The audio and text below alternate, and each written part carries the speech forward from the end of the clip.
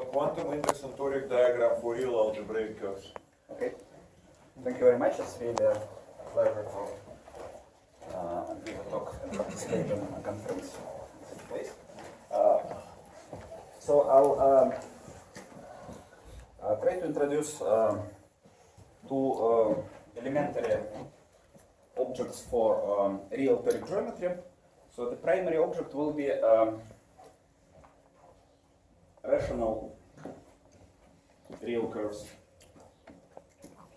in toric surfaces.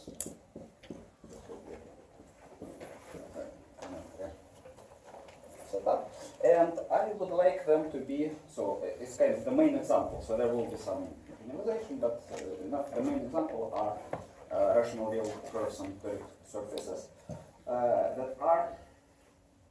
which are totally real from the point of view of the boundary. The boundary totally real. So let me try to see what it is.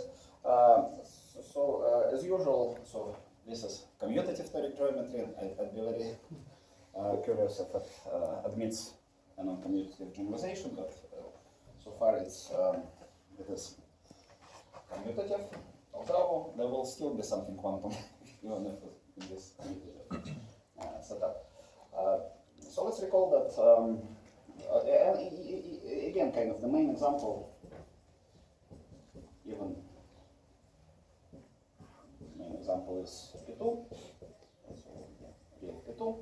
So let's recall that real P2 is corresponds to the file like this. So we have those three vectors. Three primitive integer vectors. Okay, so what does it mean that we have a curve which is boundary torically real? This just means that intersections, so this condition means that intersections of the complexification, right, so we have a real curve inside of the real plane, and intersection of its complexification of the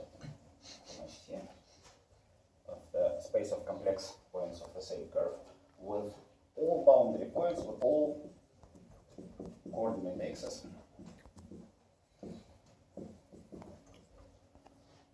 of the corresponding complex toric variety, CP2 for example, are contained in the real time. So it just means that we have it like this. And as an example, which is classical example in real algebraic geometry of such things, let us recall the definition of a base of real curve. The definition which goes back to priority. Base is an arc. Okay, so our main example will be RP2, most is an arc of RC such that there exists a line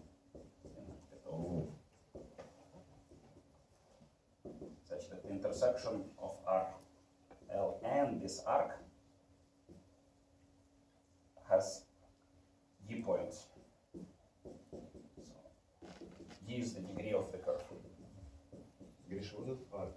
An arc is just an arc in differential geometric sense. So we have a curve as some like this, and an arc is a subcurve with two ends. Right? So an arc is just a portion of the curve from one point to another. Просто есть кусок, который падает, который имеет ту же степень.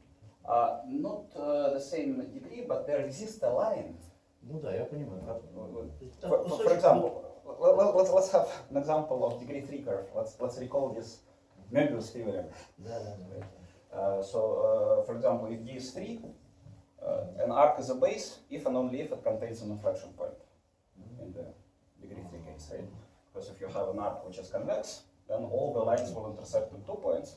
But if you have an arc which has an inflection point, you can find a line which intersects. То есть это кусок, который имитирует осю.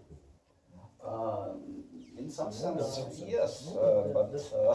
Ну, okay, yes. The point source, for example, d is equal to 4, an arc is something like this, or perhaps an arc is a base is something like this. it's connected always. Arc is connected. Arc It's is just a piece. using this differential geometry setup just means an image of an interval. Okay.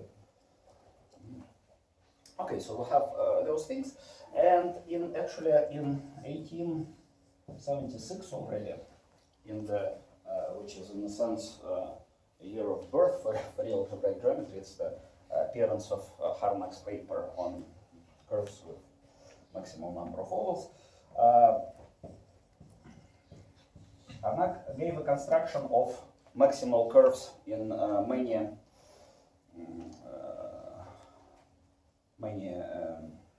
meanings, and in particular, one of his construction was that constructed so gave construction of series of curves,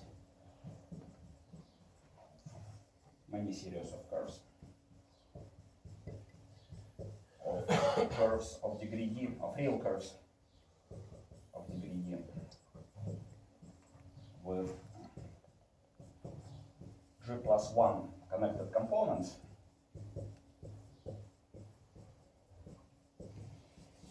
Petrovsky called them M curves. So g plus 1, g is the genus, so g is d minus 1 times d minus 2 over 2, smooth curves. And well, also in the same paper he noted that the maximal number of components of this is the genus plus 1, that we'll have that curve maximal, and one of the construction was, well, I mean, the construction he gave was several series, but one particularly a nice theory series was that gave construction of curves of degree d with 3 disjoint bases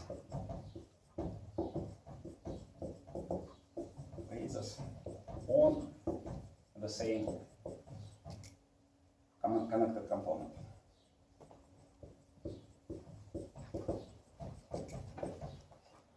So this is one of the, as now we know, in many senses, this, in some senses, the best real algebraic curve.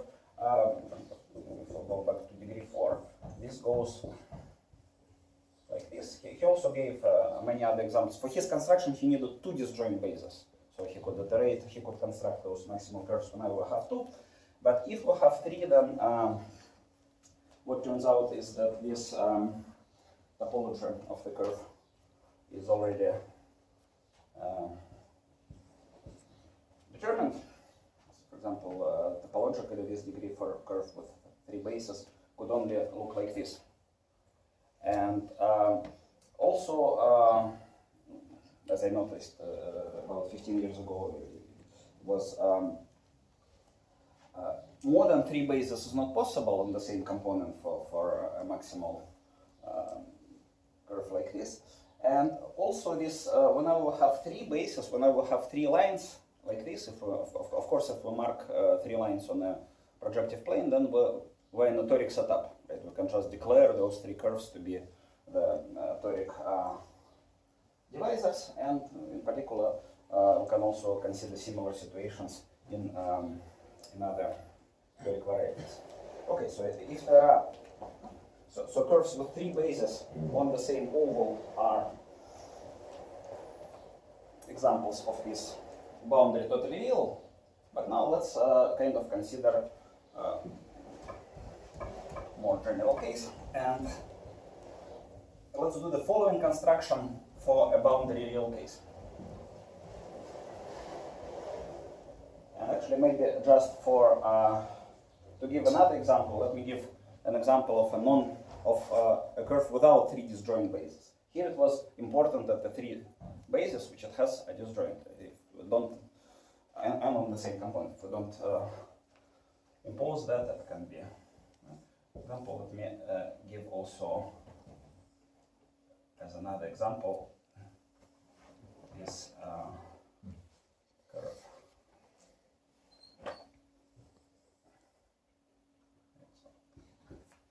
It is also boundary theoretically maximal, however, it's not maximal in this sense.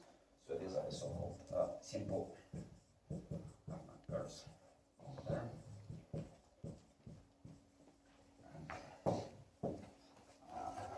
These are, so this is one example like this. This is another boundary theoretically maximal curve. But suppose we have a boundary theoretically maximal curve, and let's now, okay, as I said, I'll mostly considering rational curves. Of course, one can degenerate it to a rational curve. For example, we can degenerate it so that here we'll have points. Here we can also degenerate, but now already in several ways. We can degenerate it. For example, we can also degenerate it like this and like this. Right, there exists a rational curve. Like this. And now let me introduce the toric diagram for such a boundary and totally real curve. Let's recall that each of these coordinate axes is, in the toric language, is associated integer vector. Okay, so we have this direction here, this direction here, this direction here. And let's orient. So RC for now is rational. And orient RC. So just choose an orientation. And then, okay, we can, starting from any point, start from this point, but the point won't matter. I'll just follow the curve, well, rational curve is connected, and just record all the intersections and the order in which it appears. Of course, since it's totally real, in boundary it will intersect all axes and D points. However, for us it will be matter what is the order of these intersections. So in this case I will get 4 points like this. It just corresponds that I'm meeting the same axis, and this axis just corresponds to this vector down. Then I'm following further, and I have 4 intersections like this. And then finally I have 4 intersections like this.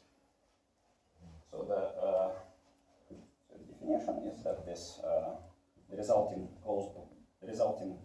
closed broken line, right? We know it is closed in particular by in Ernesto's talk we had this condition that the sum is 0. So this sum is 0.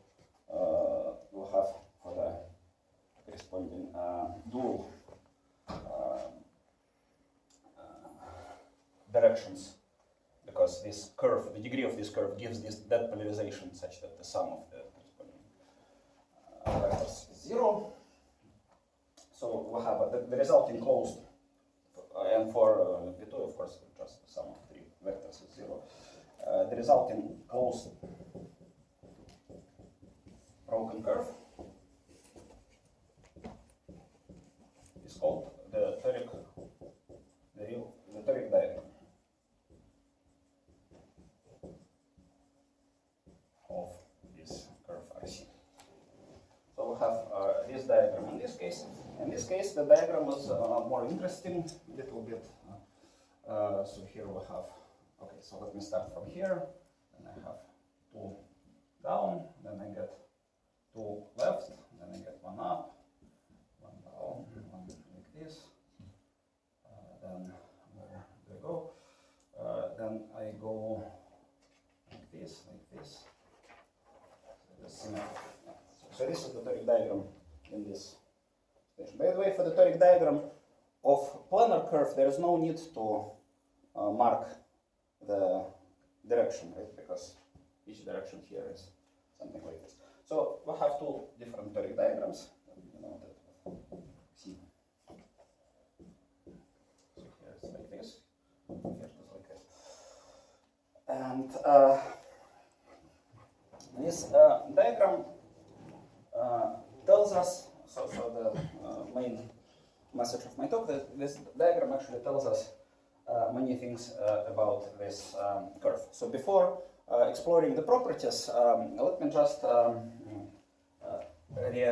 review what we have in the case of complex curve.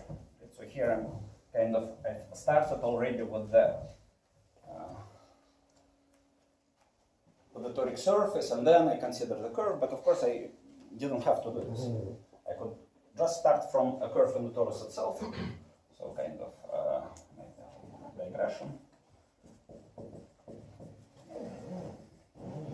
is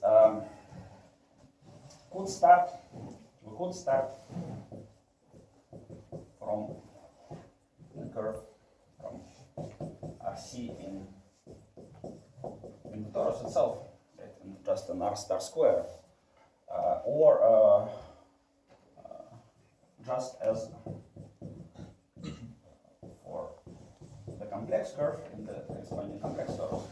Right, so if we just have some curve there, let's say irreducible, and then okay, so have a curve like this inside of C star square. Then the curve just knows what is its toric surface, right? Because to a curve we can associate its Newton polygon, right? Newton polygon of the polynomial which defines this curve, right, is the corresponding kind of best toric surface which contains it, and this Newton polygon is recovered from the ends of C. So now C is the curve in the complex torus. Each of these ends, so each end has a homological information.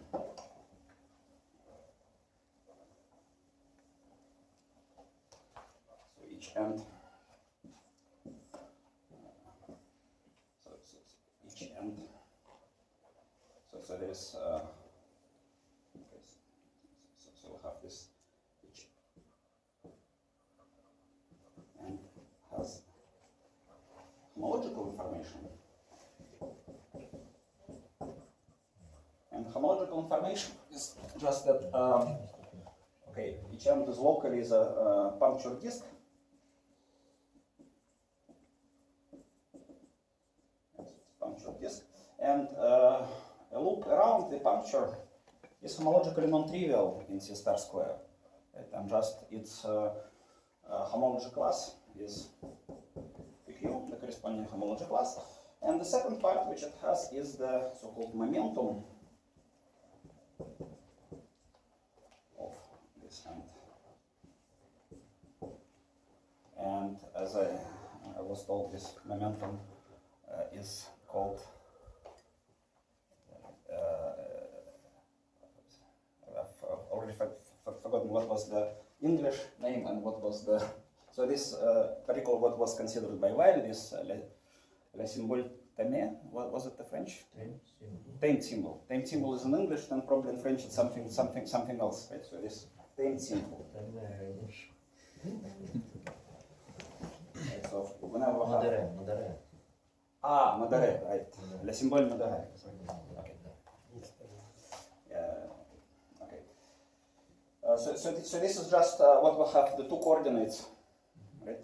We have a punctured Riemann surface, or kind of the whole Riemann surface. We have two coordinates, and two coordinates have this tamed symbol.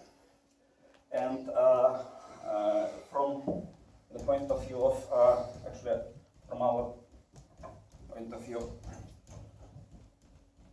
is convenient just to consider two projections. Right? There is a projection, there is two useful projections. Let me remind this amoeba viewpoint that there are two useful projections from C star square. There is the logarithm projection where ZW goes to logarithm of the absolute value of Z logarithm of the absolute value of W. It is projection which images of complex curves there are extremely informative objects which were introduced by Mikhalkin, Kapranov, and Zelevinsky. There's also images under the argument map. So amoeba are images in here. There's the argument map which just ZW goes to argument of Z and argument of W. And it's the corresponding argument torus, S1 square. These are the co-amoeba introduced by Kassar and Zich.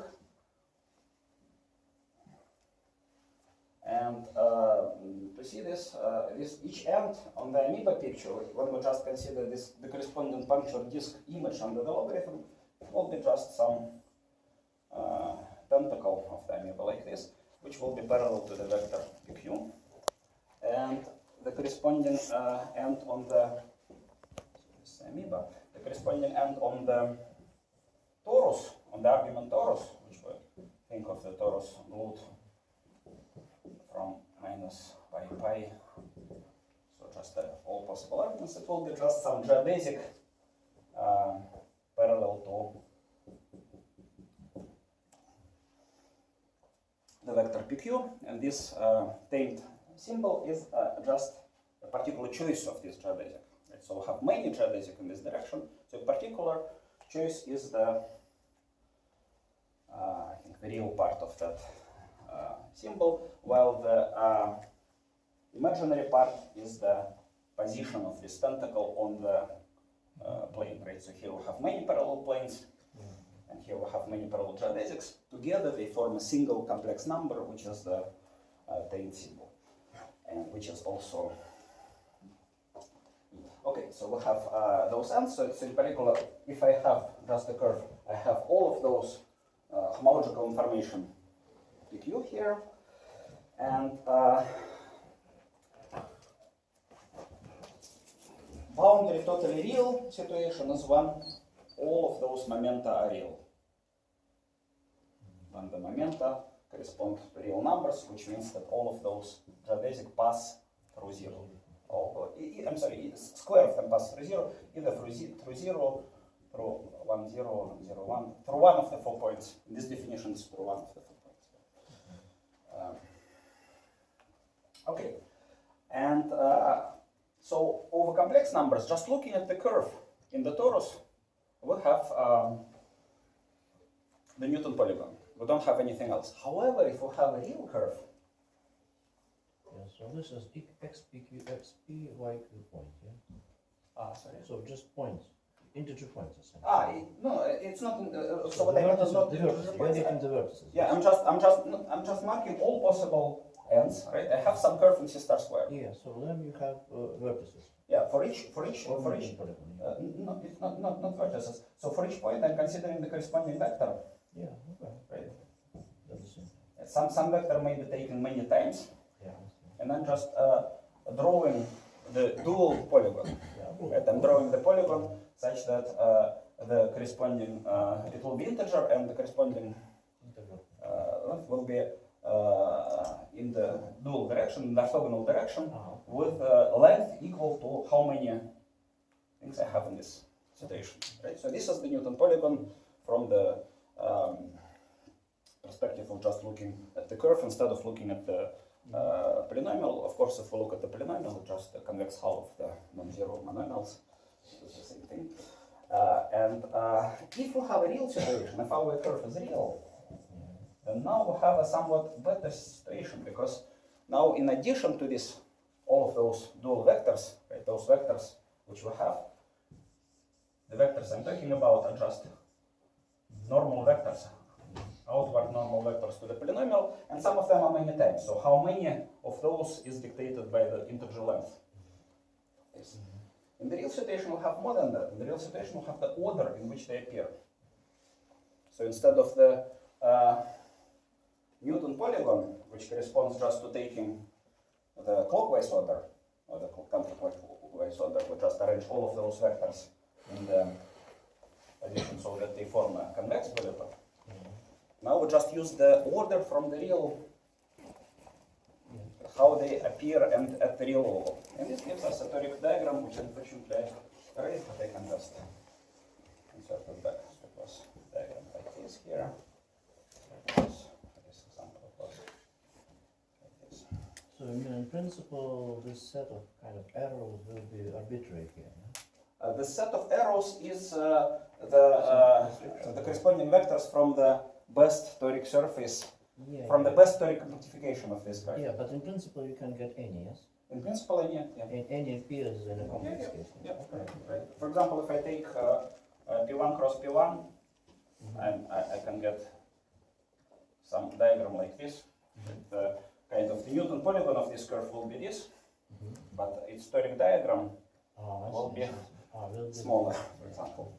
And one can notice immediately that Harnack, those simple Harnack curves, from which I start, those simple Harnack curves constructed in 1976, among other curves constructed in 1976, a particularly nice series there, is the one which, such that the Newton polygon coincides with the toric diagram. So that if when we have those bases, this precisely means that the diagram, so first we have all the intersection with one axis, then we have all the intersection with the other axis, then we have all the intersection in yet another axis. And these curves were discovered in 2000, more than 15 years ago. I mean, we distinguished among other Harman curves. And they are known to have many interesting geometric properties. And now, let me state one way which one thing which the toric diagram includes.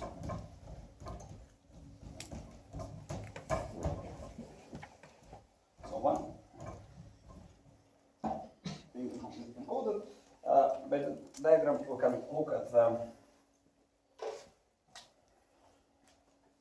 So suppose we have this curve RC inside of R star square, and let's apply this amoeba map to the real curve. So it's RC can be, we can still apply the logarithm, it will be a curve inside of R2. And now from here to here, this logarithm is 4-to-1 map. We have 4 quadrants, but all of them are mapped because we're taking logarithm of the absolute value to the same thing. And the resulting curve is, okay, so let's do it for a line. We will get this normal picture of amoeba of a line. If I have a line, then it has, in R star square, it consists of 3 arcs, and the 3 arcs go to the 3 arcs in here. And actually, this was one of the first observations going back to, I think, Van Kapranov and Zelevinsky, that all the points, all the complex points, are always inside of these 3 arcs, in the case of the line. And right now, let's ignore the complex points and let's just look at the corresponding 3 arcs. These 3 arcs are just reparameterization of our line by diffeomorphism. Each of these arcs is one of the arcs over here. And in general, we can see that the tentacle, the area of the tentacle is logarithmic singularity, so it is summable. So the area of each tentacle is finite. And so in more general, we can note that logarithm of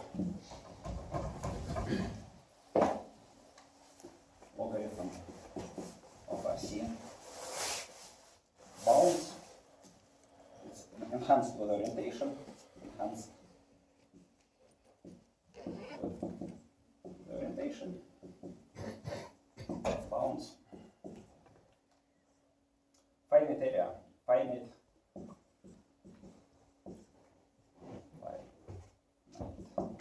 signed area. So if we have something with intersections, I'll consider another example shortly. The oriented signed area which I'll denote with area log RC. So there is one invariant of this thing. Of course, we can, instead of logarithmic parameterization, we can just integrate the form dz over z dw over w. So we have, of course, it's not a coincidence that we have 3 lines, right, because we have the representation of the canonical class, and of course we can generalize it from the toric setup to just any presentation, to any choice. We can just look at this RP2 as the logarithmic Calabi-Yau surface and look at the area form.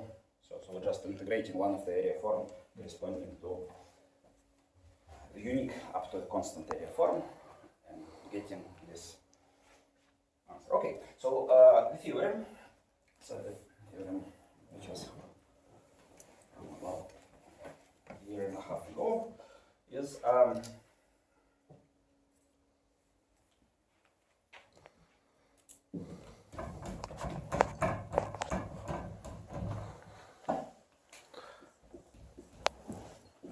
so if RC is boundary totally real and rational, more generally we can say it, and rational more generally. We can allow positive genus, but then it has to be of type 1. We call type 1 just means that the real part of the normalization bounds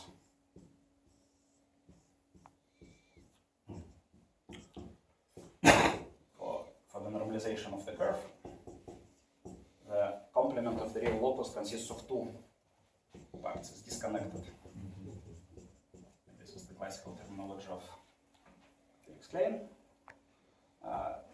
We can also have, for example, if we have only 2 ovals, then we would have a connected components. So here we need something to be disconnected, and then we will only look at the so-called complex orientations as were defined by Rochlin. There are orientations which are induced from one of the part of them. So it's determined up to the inverse, so the similar situation to the rational curve. When we have rational curve, there are 2 orientations, but here no condition of coherence. So we have this generalization. This if you like, if you don't care for generalization, if rational curve is enough, you can just think that it is rational. Then this logarithmic area, the area bounded by this signed curve, so now it's signed, it can be 2 cases. In the case of the line, it's plus or minus pi squared over 2. And as was noted by Passara, just looking at this amoeba and coamoeba together gives you yet another proof of Euler's formula for the zeta of 2. So this pi squared over 2 is composed of 3 sectors interchanged by the symmetric group, and each small sector has this pi squared over 6. And if you look at the coamoeba and amoeba together, this is not a coincidence, this is really a zeta of 2. If you just start, if you write the Taylor series of the corresponding integral for the direct solution of this, and okay, so the area of the signed area of RC is equal to k times pi squared, where k is a half integral number. And this k is called the quantum index. So definition, and it's visible, but I'm going to say the definition that will call this number to be quantum index. Actually, maybe in some very, maybe it's still, it's, I'm not ready to answer whether it's the same or not, but at least hopefully it should still be the same h bar. Right? This is that. We will see that we have the quantum behavior of those algebraic curves. Right? That this Planck constant does appear as it's the minimal, it's the quantum of action. Action is the area. in an algebraic setup, we see that here the area in the situation of algebraic curves gets quantum behavior. Right? So it's discrete. So if I move it a little bit, the curve, then it stays the same. But from time to time we do have quantum jump. So when it crosses, okay, let me give some illustration of this theorem. So definition of the quantum index. So let me give the example. How I'm doing with the time? You're doing fine. How much time I still have? You begin at half. 10 minutes at least. 10 minutes, okay. So, so let me nevertheless give an example. So one example is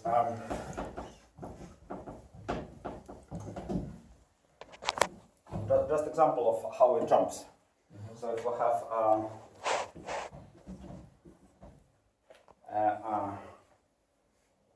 conic, just an ellipse, let's see. Then, okay, we know its amoeba will look like something like this. And, okay, I claim that its quantum index will be 2.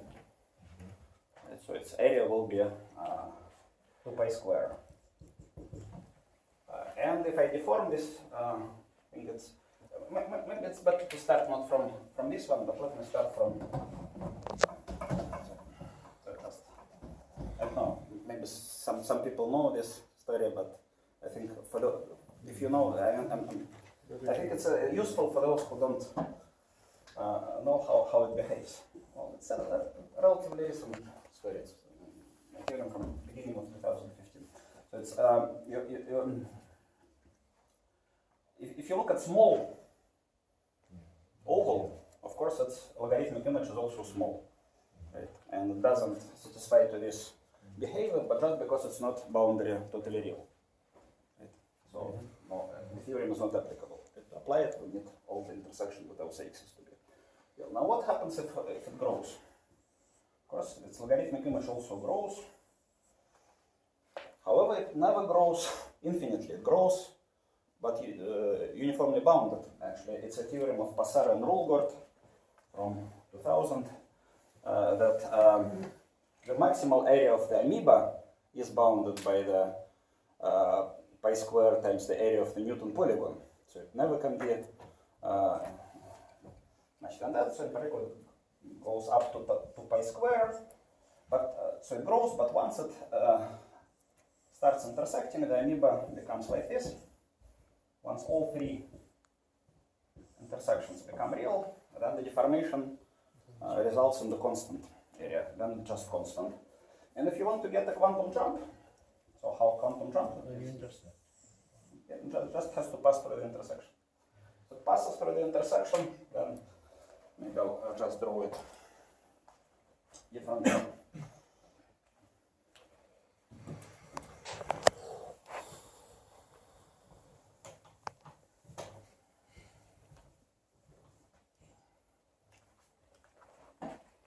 Here, I'll redraw the same picture, but so that I will have the local picture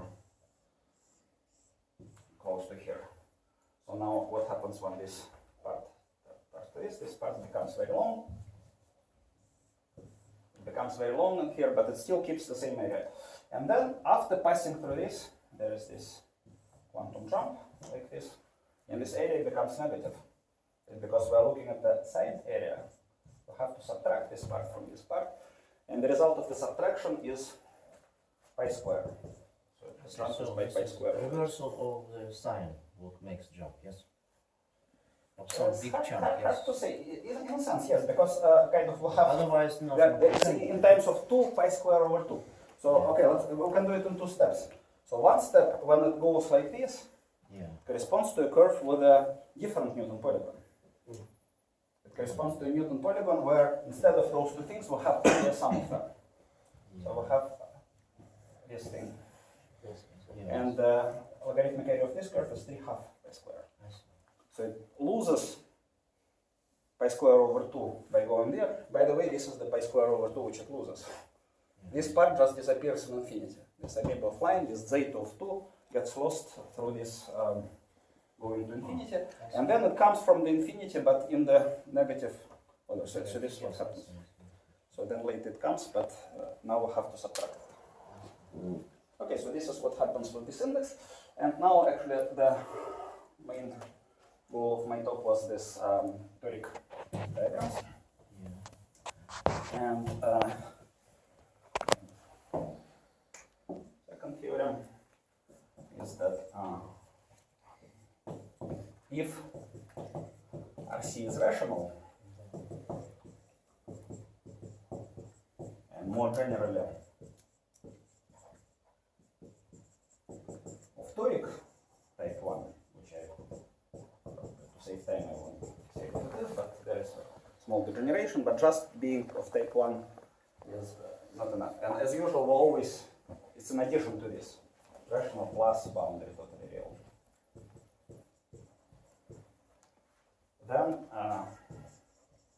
K is equal to the area of the diagram. So we can compute this area just by the diagram, which looks, of course, very plausible from here, because after this, I mean, in this, but one can also prove it directly. So one thing which just looking at this diagram, which is in a sense kind of a non-commutative Newton polygon.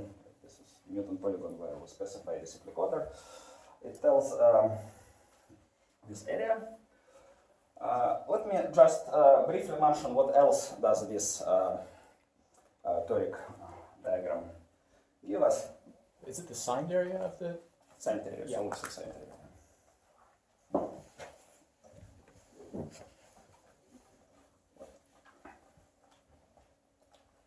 Signed area.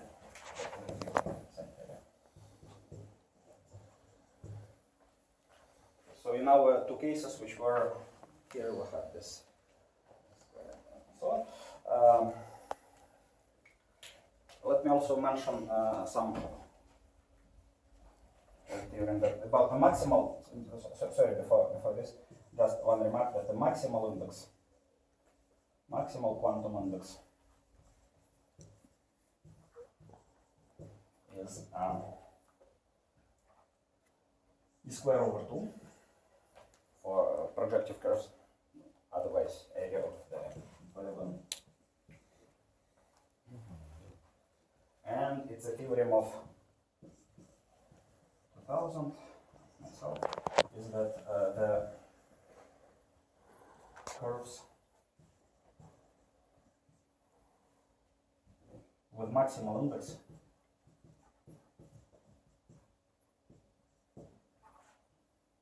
are simple Hanga curves. Sorry, it's a theorem of Hans Rugert and myself of 2001, I think. Yeah. So it's curves with maximal index are simple Hanga curves. Particularly their topology is always like this. On curve of degree 8, then it's always organized like this. So we'll have triangle number of ovals here. Triangle number of ovals here, and so on. And similarly, if we have a rational curve, then we just have to contract those ovals. And also this theorem was upgraded by Kenyan and Okunikov to the rigid isotopic case. So by Kenyan and Okunikov, this curve with maximal index in this sense, at the time for just the maximal area as the quantum index appeared later, is that even up to rigid isotopia.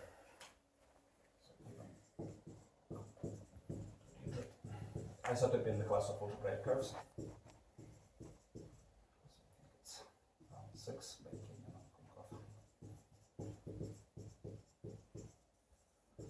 and And so one thing we already see, right? If the toric diagram is the simplest possible, if it coincides with the Newton polygon, it tells us everything about the curve. Just this curve. However, if it's not, if the quantum index is somewhat smaller, then there are many cases. Actually, it can be proved that if it's not too much smaller, it still has to be this curve, but with different arrangement. But if it's much smaller than the maximal value, then kind of anything can happen, and we know this.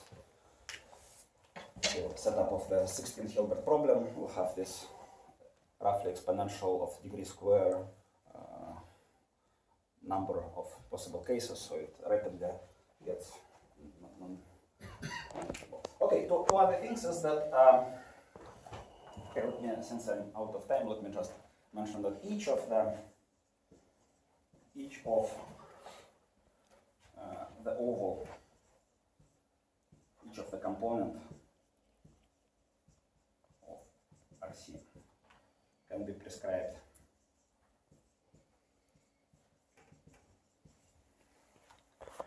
lattice point in the quantum diagram, in the toric diagram, sorry.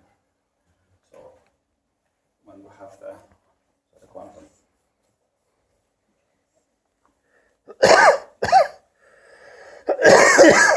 so the diagram here is this. Here, so each of the oval in this maximal case corresponds to a unique lattice point. So here each lattice point corresponds to one. This is the general situation. More general, if we have this is the best situation, but in a more general situation, let me go back to the case of this non-maximal curve, which I considered before. So let's go back to this example of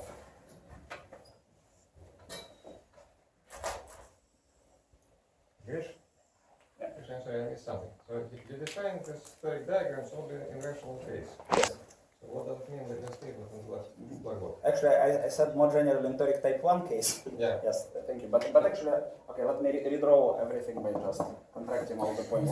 I mean, this curve is still of toric type 1 case, so it's still applicable, but since I didn't tell what it is, then let me just contract all the ovals, then it will be literally applicable.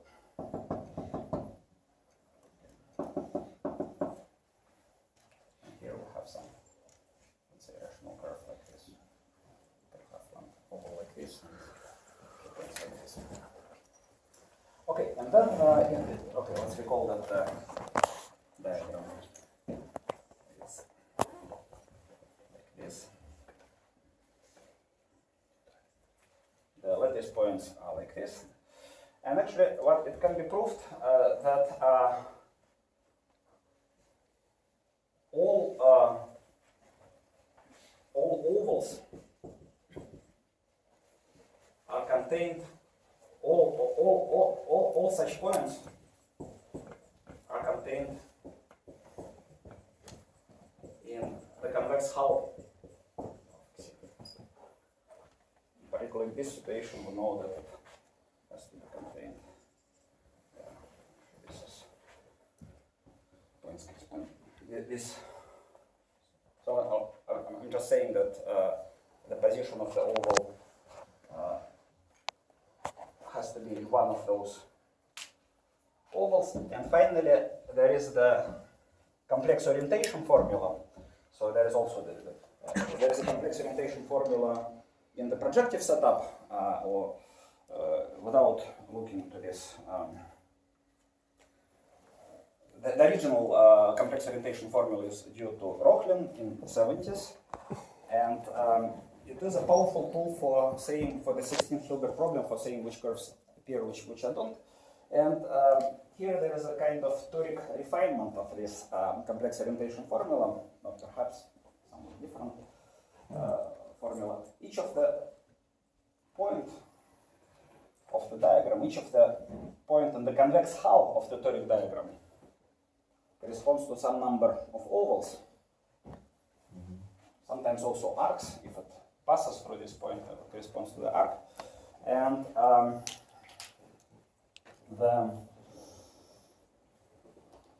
signed number of the ovals corresponding to it, the signed number of points and ovals corresponds just to the sign of those points.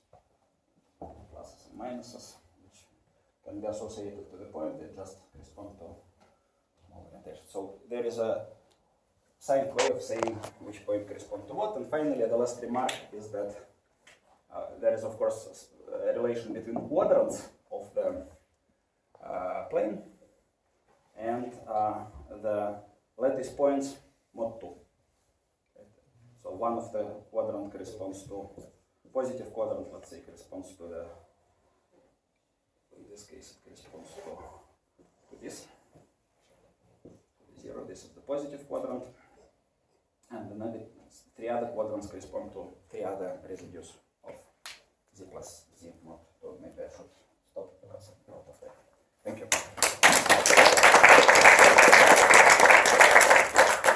Questions? So implicitly, when you say torque variety, you mean r star squared is your torus. Say it again.